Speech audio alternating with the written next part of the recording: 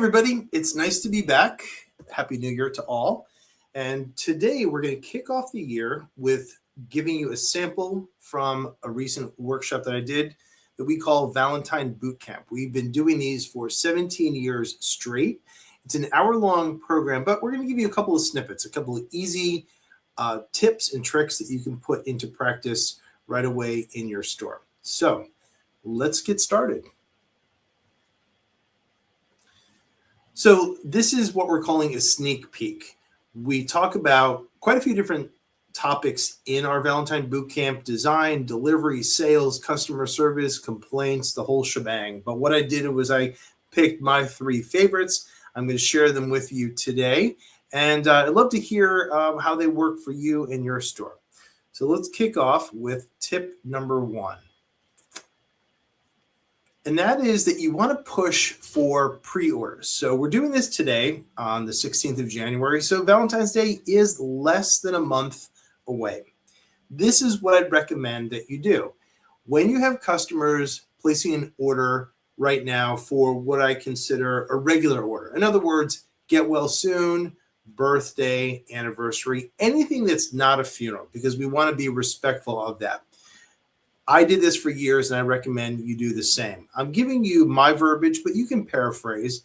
But essentially what I'd say to a customer is, oh, by the way, sir, before I let you go, I'd love to help you with your Valentine order so you can avoid the last minute rush. Would you like to hear about our specials? And my experience has been that most people will say, yeah, what do you have? And tell me what the prices are. Tell me what's going on. And I get probably about 1 out of every 3 customers actually placing an order. The other people will often say to me, well, I'm not sure where she's going to be, or I'm not quite ready, or I don't have the right credit card with me, but thank you for reminding me. So we've kind of, I feel, escalated their shopping experience. They're going to be more likely to call back ideally in January than wait to the last minute. The other thing that's important to do in terms of pre-orders is actually get on the phone and call the people who placed an order last year. There's pushback sometimes. Staff feel like, well, we don't have time to do that. It doesn't take very long. Or I don't want to be pushy. It's not pushy. It's giving great service. And if you reach out to me, we'll happily send you a script. But the way that it sounds is something just like this. Hi, this is Tim calling from the flower shop, looking to reach Mr. Johnson. Oh, Mr. Johnson, last year you sent Valentine flowers with us to so-and-so on the 13th. And I'm reaching out as a courtesy to let you know what your choices and options are this year. Most of the time when I'd make these calls, I'd end up talking to voicemail anyway. So what I would do is leave the order number from last year, leave our phone number, and go from there. But doing this helps you to get pre-orders. And the more orders that you have in the system before February 1st, the better off you are. It means you're going to be able to take that many last-minute orders, and you're giving your existing customers kind of VIP and priority service. All right, let's move on to another tip. Tip number 6 is to sell more add-ons. This is something that we work hard on training people to do year-round. And the interesting fact about these add-ons is that customers want them. Customers buy them. If you look at what happens on your website, proportionally, the orders that come in from your website have far more add-ons, teddy bears, balloons, chocolates, greeting cards, candles, than the orders that you take on the phone or on the floor. So what's the disconnect? We're the disconnect. And what I mean by that is we forget to do it, or we get hung up on overthinking it. Well, people don't want to listen to that, or I don't want to sound pushy, or if they really wanted it, they'd ask for it.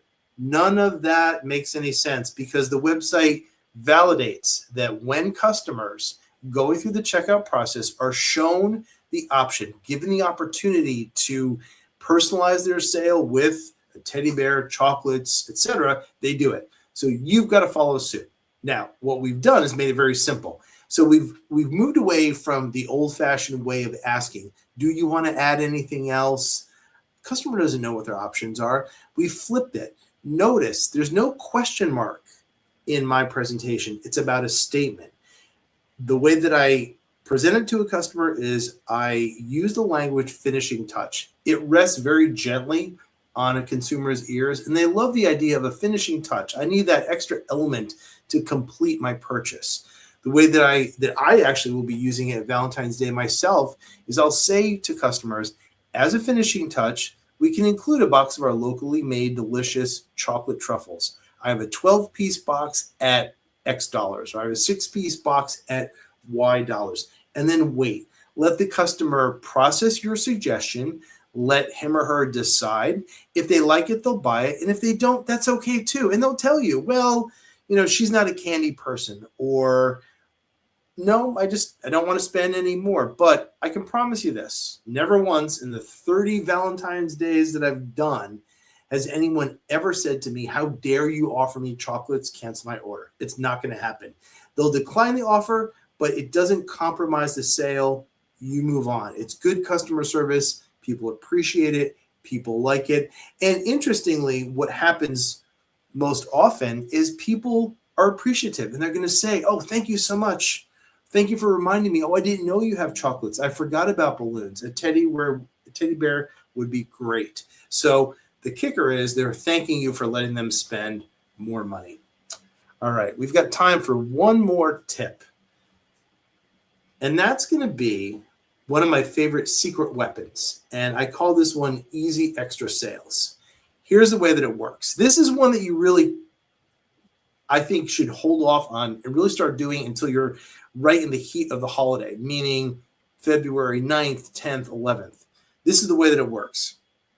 I take the customer's order and I'm done. He's maybe placed a traditional order, flowers going to his wife, to his girlfriend, whatever. Unless he's in a big rush, unless it's a really bad connection, unless there's some other reason for me not to continue talking to him, in the same friendly, professional, conversational manner that I've taken his order, I'm going to continue by saying, okay, sir, that's all said. We'll take good care of it for you. We're going to email you confirmation of the order. Before I let you go, are there any other special ladies that you like to remember this holiday? Perhaps sending flowers to your daughter or mother-in-law, maybe an elderly neighbor or an aunt. It's magic, absolute magic, because in that instant, the customer kind of races through his mind. Who else would I send flowers to? And what we're saying here is that Valentine's Day isn't just about the romantic. Valentine's Day is about showing affection, showing somebody that you care. So it doesn't have to be just a dozen red roses to your wife.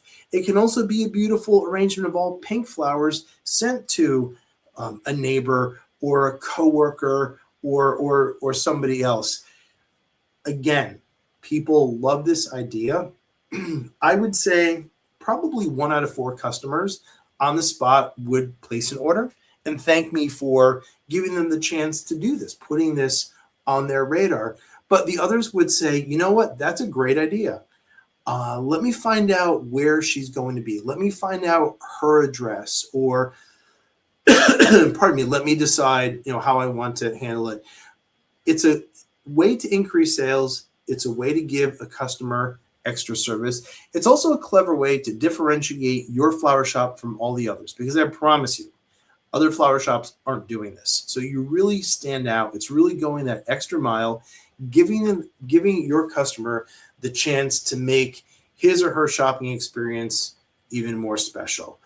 Proportionally, they'll often spend the same money, but be prepared to offer them something like a junior design. In other words, you can tell them, if you want to send flowers to any other special ladies in your life, we also have some beautiful Valentine mini bouquets or Valentine bud vases. So it works with their wallet. It's kind of a win-win for everybody. So try to put all 3 of these into play at Valentine's Day, or just pick one that you like, do it, and it's going to make a difference.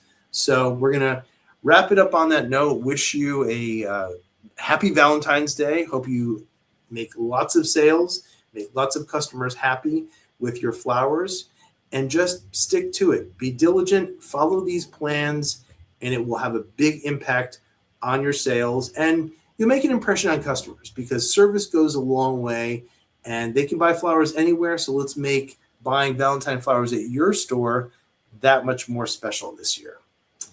So that's my advice for you for having a better, bigger, more profitable, more prosperous Valentine's Day. So remember to like us, remember to subscribe, and we'll see you next month on The Bloom Show. Thanks, everybody. The Bloom Show.